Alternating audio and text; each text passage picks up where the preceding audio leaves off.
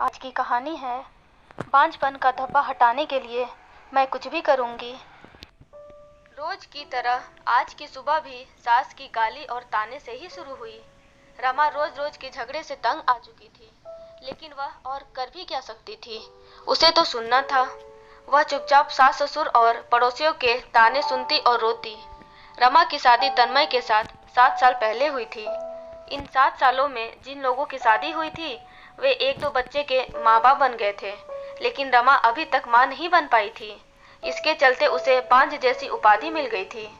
राह चलती औरतें भी उसे तरह तरह के ताने देती और बांझ कहकर चिढ़ाती। उसको यह सब कुछ बहुत खराब लगता, लेकिन वह किस किस का मुंह बंद करती। आखिर वे लोग भी तो ठीक ही कहते हैं। रमा बोलती, मैं क्या करूं? अपना इलाज तो करा रही हूं।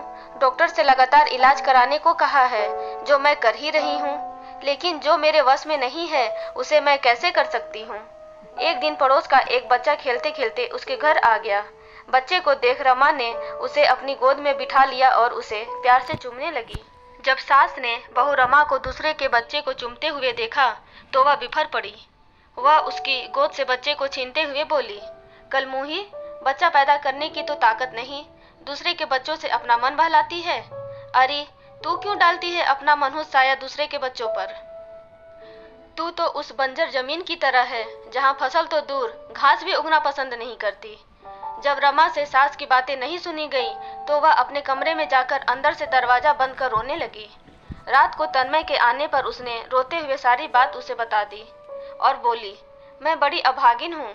मैं किसी की इच्छा पूरी नहीं कर सकती, ऊपर से मुझ पर बांझ होने का धब्बा भी लग चुका है। पत्नी की बातें सुनकर तन्मय ने कहा, तुम माँ की बातों का बुरा मत मानो, उन्हें ऐसा नहीं करना चाहिए। हर माँ बाप की इच्छा होती है कि उनके परिवार को आगे बढ़ाने वाला उनके रहते हुए ही आ जाए। तुमसे यह इच्छा पूरी नहीं होते देखकर माँ तुमसे उल्टी सीधी बातें बोलती हैं।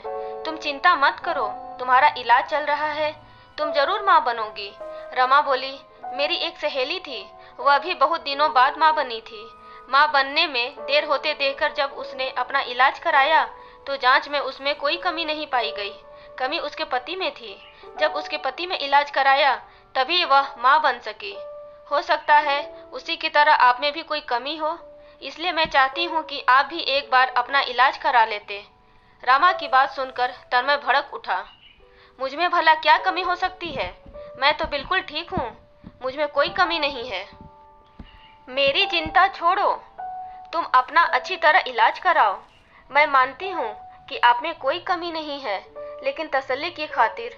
रमा ने सलाह देने के ख्याल से ऐसा कहा, लेकिन तन्मय ने उसकी बातों को बीच में ही काट दिया। नहीं रमा, तसल्ली वगैरह कुछ नहीं, मैंने कहा ना कि मुझ में कोई कमी नहीं है। तन्मय ने उसे डांट दिया। पति के भड़के मिजाज को देखकर उसने चुप रहना ही उचित समझा।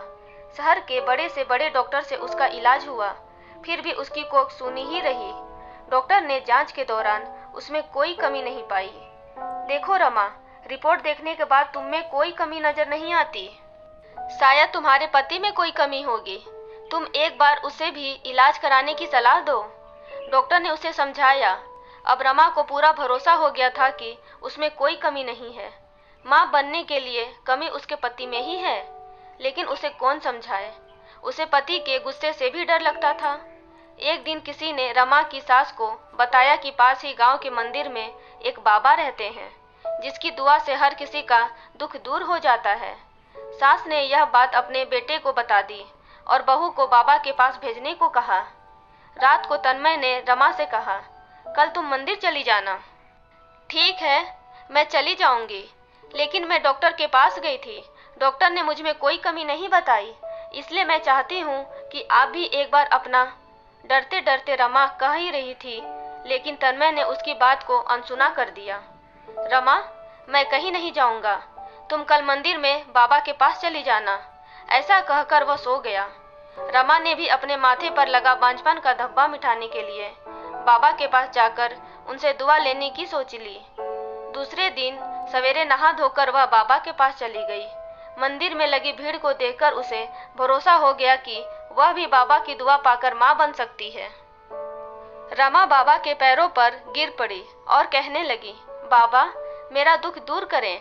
मैं 7 साल से बच्चे का मुंह देखने के लिए तड़प रही हूँ। उठो बेटी, निराश मत हो।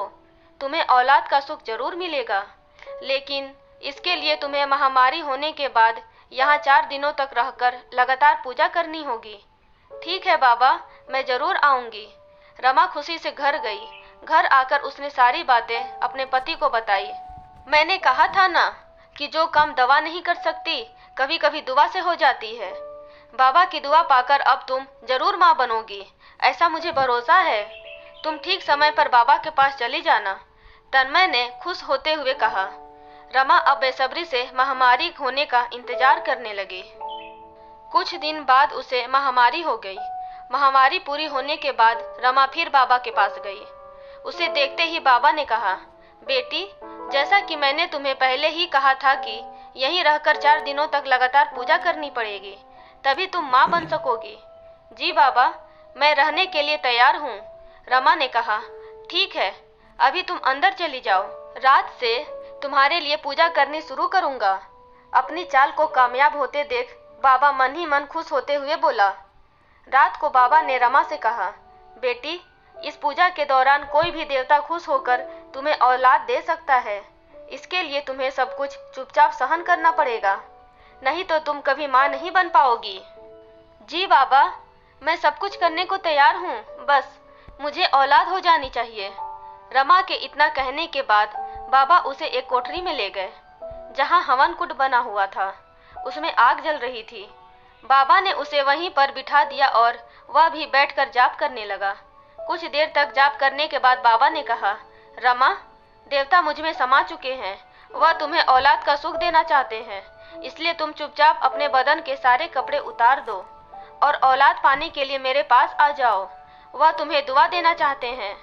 रमा बाबा की सारी चाल समझ रही थी, लेकिन वह मजबूर थी। वह सास ससुर, नाते रिश्तेदार और समाज के आए दिन के तानों से बहुत परेशान हो गई थी और पति तन्मय भी उसका साथ नहीं दे रहा था। रमा जानती थी कि बाबा उसके साथ धोखा कर रहा है, पर वह फिर भी तैयार हो गई। ढोंगी बाबा रमा से कहने लगा कि देवता मुझ में समा चुके हैं और देवता जो भी कहते हैं गलत नहीं करते। रमा अपने बदन के सारे कपड़े उतार दिए। बाबा उसके अंगों से खेलने लगा और उसे दुआ के नाम पर उसकी इज्जत पर डाका डाल दिया। 4 दिनों तक लगातार बाबा ने इस पूजा के बहाने रमा से जिस्मानी संबंध बनाए। 5वें दिन बाबा ने कहा, रमा बेटी, तुम्हारी दुआ कबूल हो गई, पूजा भी हो गई है, अब तुम जरूर माँ बनोगी। तुम घर जा सकती हो। बाबा की हवस कहें या दुआ लेकर वह घर लौट आई। 9 महीने बाद रमा माँ बन गई। उसे बाबा की दुआ लग गई थी। उसके माथे से बांझपन का धब्बा मिट चुका था। घर के सारे लोग बहुत खुश थे। तन्मय को अब पूरा यकीन हो गया था कि उसमें भी बाप बनने की ताकत है। रमा घर वालों और पति की अंधविश्वासी सोच पर दुखी थी, लेकिन इस बात से खुश थी कि अब उसे कोई बांझ नहीं कहेगा। रमा की छोर सभी सच्चाई से अभी भी अनजान थे। Audio Jungle.